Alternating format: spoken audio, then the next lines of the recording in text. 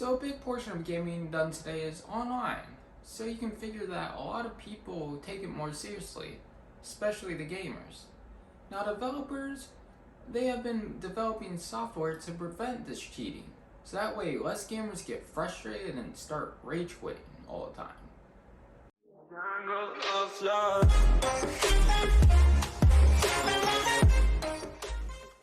So many solutions of anti-cheating software function as drivers. Now for those of you who don't know what drivers are, they are a piece of software that allows your computer to talk to the operating system.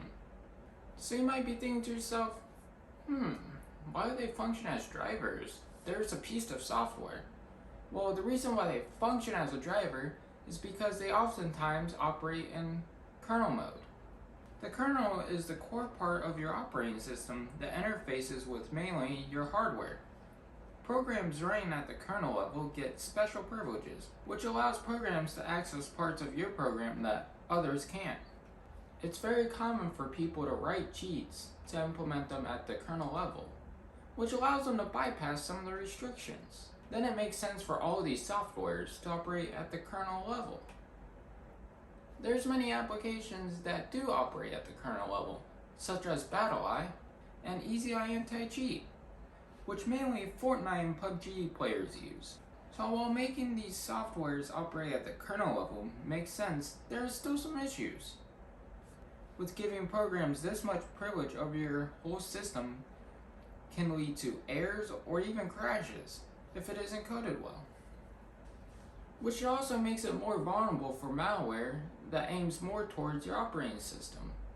There are many pieces of software though that operate at the kernel level and haven't gave many users issues.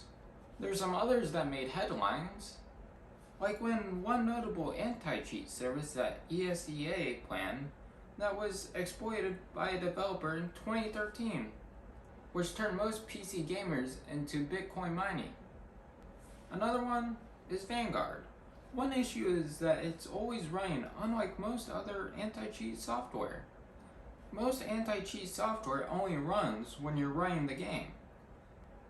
But if you actually want to play Valorant, you'll have to reboot your PC in order to launch it again. The good old classy reboot. The driver is built to block programs that they think might be suspicious.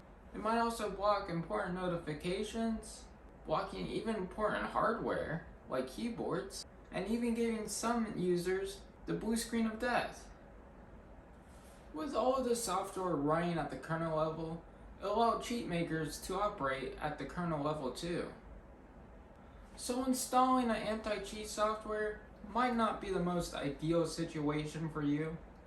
In case you don't want your computer crashing or giving you the blue screen of death when you don't have a backup of your computer, or even probably because of the security issues that you might have on that one piece of anti-cheating software.